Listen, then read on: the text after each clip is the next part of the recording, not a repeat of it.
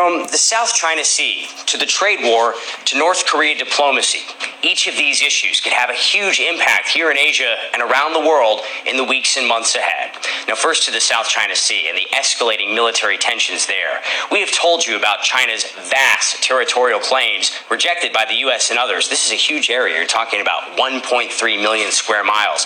And China is claiming much of it, islands and waterways that are vital to trillions of dollars in international trade, travel, and communications. The U.S. Navy has been stepping up their so-called freedom of navigation operations, flying planes and sailing warships very close to those disputed islands.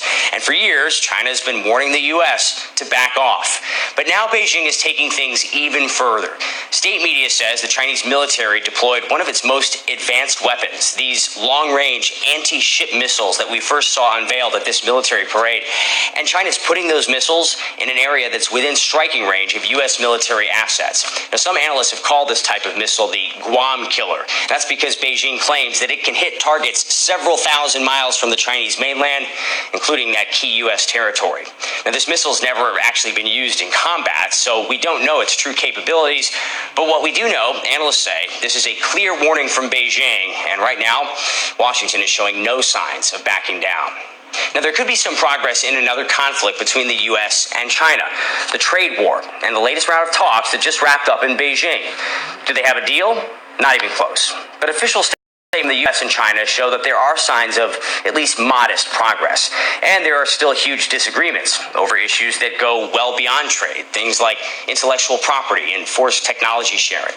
And remember, this is just a temporary ceasefire, a 90-day pause, really, before potentially devastating new tariffs take effect. Now, a lot of analysts believe that the Chinese economy would be hit the hardest if this trade war is not resolved. And that does give the U.S. some leverage here.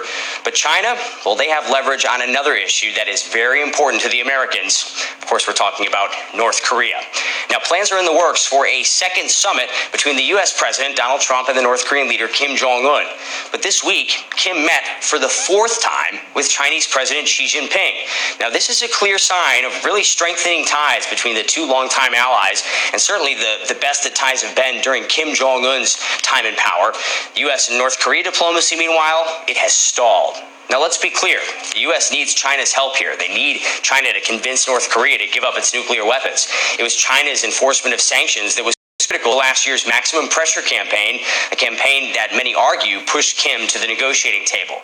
But many observers also say that pressure is now easing up as Pyongyang and Beijing grow closer. As for Beijing and Washington, well, you can see right here. Three major issues are threatening to drive them even further apart. Will Ripley, CNN, Hong Kong.